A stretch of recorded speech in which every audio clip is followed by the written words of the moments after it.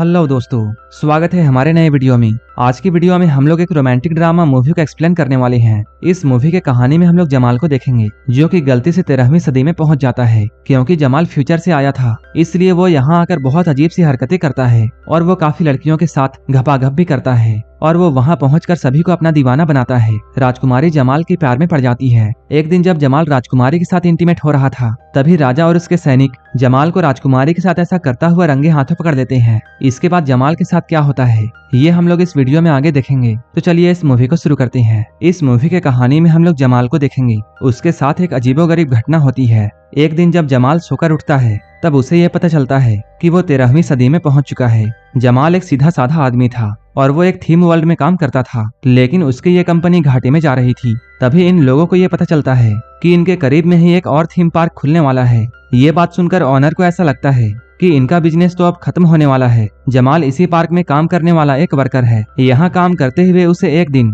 पानी में चमकता हुआ एक ताबीज मिलता है। जमाल को ऐसा लगा जैसे ये ताबीज बहुत कीमती है। वो जैसे ही उस ताबीज को लेने के लिए पानी के अंदर जाता है, इसके बाद ऊपर आकर वो देखता है वो तो उस पार्क में है ही नहीं। वो यहाँ बहुत हैरान था। वो सोचता है शायद उनके करीब में ही जो पार्क खुलने वाला था वो वहाँ गलती से पहुँच चुका है। लेकिन असल बात ये थी कि जमाल 13वीं सदी में पहुँच चुका था। पानी से निकलने के बाद वो एक नॉर्ड नाम के शराबी से मिलता है, जिसने काफी गंदे फटे कपड़े पहने हुए थे। जमाल उसे देखकर ऐसा सोचता है जैसे इस पार्क में सभी लोग कॉस्ट्यूम पहनकर काम करते हैं। वो जैसे ही यहाँ से दूसरी तरफ जाने लगता है, तभी गार्ड उसे रोकते हुए ये पूछते हैं, तुम कौन हो और कहाँ से आए हो? जमाल कहता है वो नॉर्मंडी से आया है। गार्ड ऐसा समझते हैं जैसे ये कोई फ्रांस से आया हुआ मिनिस्टर है, क्योंकि यहाँ फ्रांस से कुछ मिनिस्टर आने वाले थे और ये लोग जमाल को वही मिनिस्टर समझकर अंदर भेजते हैं। जमाल जब अंदर जाकर देखता है वो बहुत हैरान था, क्योंकि सभी लोगों ने 13वीं सदी के कपड़े पहने हुए थे। वो सोचता है इस पार्क के ऑनर ने कमाल कर दिया है, उसने तो बिल्कुल ओरिजिनल थीम बनाया है।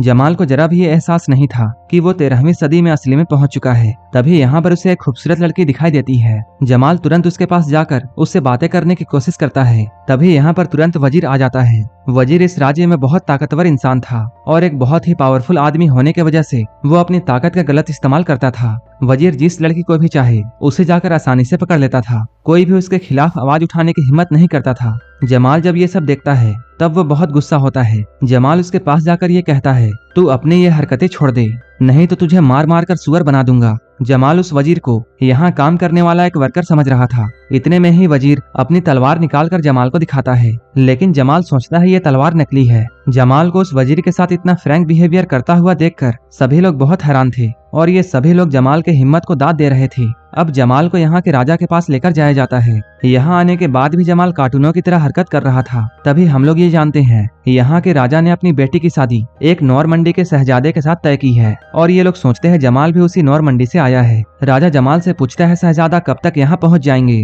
जमाल को उसकी बातें समझ में नहीं आती है, इसलिए वो बिना जाने एक तारीख बोल देता है। अगले सीन में हम लोग ये देखते हैं यहाँ एक आदमी का सर कलम किया जा रहा था। जमाल भी यहाँ खड़ा होकर ये सब देख रहा था। वो ये सब देखकर बहुत खुश था, क्योंकि वो सोच रहा था ये सब तो एक कर्तव्य है और ये लोग नाटक कर रहे हैं। जब उस आदमी का सर कट जाता है तब जमाल उस सर को उठाकर देखता है। तब जमाल को ये पता चलता है ये कोई नाटक नहीं बल्कि एक ओरिजिनल आदमी का सर है। जैसे ही जमाल को ये एहसास होता है वो वहीं पर बेहोश होकर गिर जाता है। जमाल की आंखें जब खुलती है तब वो विक्टोरिया के कमरे में होता है।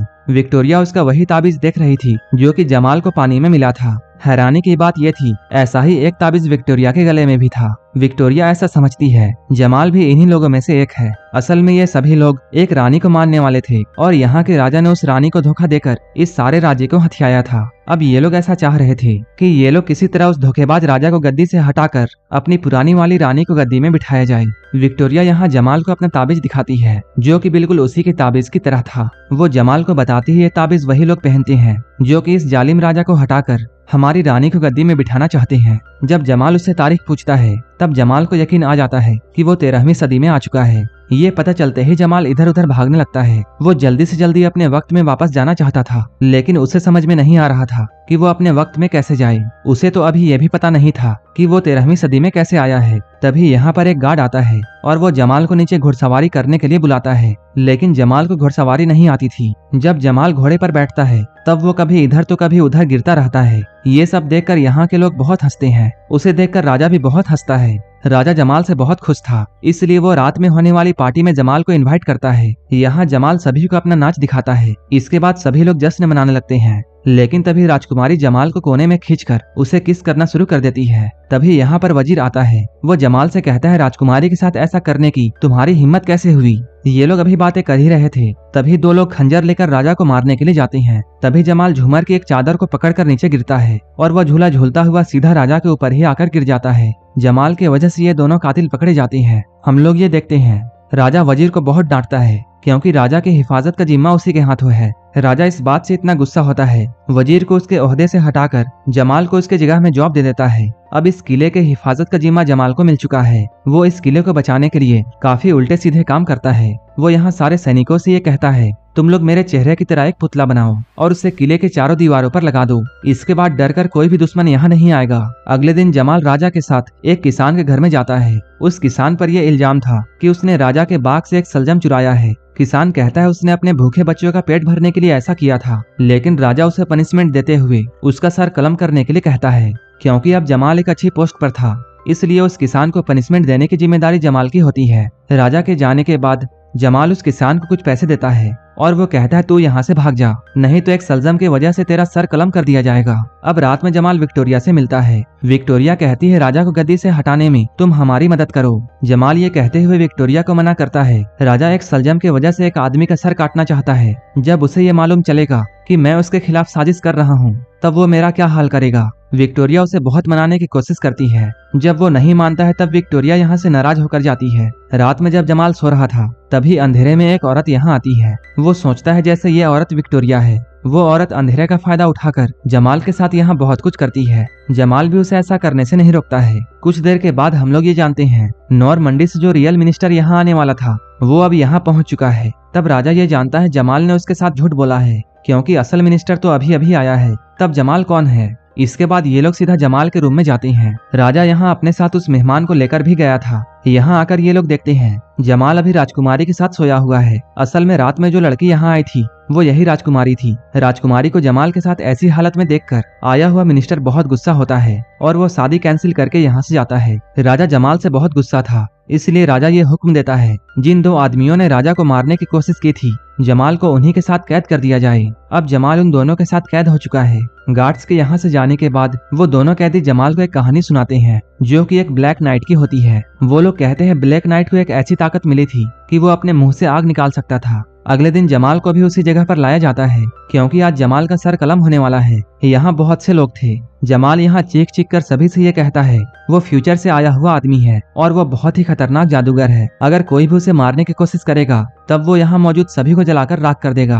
अपनी बात को साबित करने के लिए जमाल अपनी जेब से एक लाइटर को निकालता है और वो सभी के सामने उस लाइटर को जलाने की कोशिश करता है, लेकिन वो लाइटर तो जलती ही नहीं है। अब जमाल का सर कटने वाला था, लेकिन तभी उस जल्लाद के गले में एक सेब का टुकड़ा फंस जाता है। तब जमाल उठकर जोर से चीखता है और वो कहता है, अगर किसी ने भी मुझे नुकसान पहुंचाने की कोशिश की, तब मैं उसका भी यही हाल करूंगा। मैं यहाँ सभी को जलाकर राख कर दूंगा। तभी हम लोग ये देखते हैं, ना जाने कैसे यहाँ के चादरों और पर्दों में आग लगना शुरू हो जाती है। सभी लोगों को अब यकीन आ चुका था कि जमाल एक बहुत ही खतरनाक जादूगर है। असल में महल के बाहर बागी लोगों का एक झुंड था, जो कि महल के अंदर जलता हुआ तीर फेंक रहे थे। यहाँ अफरा तफरी मच जाती है और सभी लोग यहाँ वहाँ भागने लगते हैं। तभी विक्टोरिया की मदद से ये तीनों लोग यहाँ से बाहर निकल जाते हैं। यहाँ जमाल उसी आदमी से मिलता है जिसे वो पानी से निकलने के बाद सबसे पहले मिला था। यहाँ जमाल ये जानता है ये आदमी पुराने महल का सबसे वफादार सैनिक है और वो एक बहुत अच्छा फाइटर भी है। जब राजा ने रानी के साथ धोखा करके महल को लिया था, इसके बाद इसे भी काफी बेइज्जती करके महल से बाहर निकाल दिया गया था, जिसके बाद वो एक शराबी बन गया। लेकिन बागी सैनिकों को ये यकीन था कि उसके अंदर अभी भी एक योद्धा बाकी है। अब जमाल काफी समय से इनके साथ था। एक दिन जंगल में घूमते हुए जमाल ये देखता है उस शराबी सैनिक के पास 3 आदमी खड़े हैं और वो लोग उसे परेशान कर रहे हैं। जमाल यहाँ आकर उन तीनों को रोकता है, लेकिन वो तीनों मिलकर जमाल को ही मारने लगते हैं। जब शराबी सैनिक इन लोगों को लड़ता हुआ देखता है, तब उसके अंदर का योद्धा भी जाग जाता है। इसके बाद वो उठकर इन तीनों को अकेला ही मारता है। इसके बाद जब ये लोग अपने ठिकाने पर लौटते हैं, तब ये लोग देखते हैं सब कुछ जलकर राख हो चुका है। ये लोग यहाँ जमाल को बताते हैं राजा का वजीर यहाँ सेना के साथ में आया था और उसी ने सभी कुछ जला दिया। वो लोग विक्टोरिया को भी अपने साथ ले गए हैं। ये सभी लोग हिम्मत हार चुके थे। तभी रानी अपना नकाब हटाती है। सभी लोग अपनी पुरानी रानी को देखकर उसके सामने झुक जाते हैं। असल में रानी बहुत समय से इनके साथ थी, लेकिन उसने अपनी पहचान छुपाई हुई थी। रानी इन सभी लोगों को हिम्मत देती है और सभी को एक साथ रहने के लिए कहती है। अब धीरे धीरे जमाल इन लोगों को ट्रेनिंग दे रहा था। जमाल इन लोगों को तरह तरह की कार्टून वाली फाइट सिखाता है।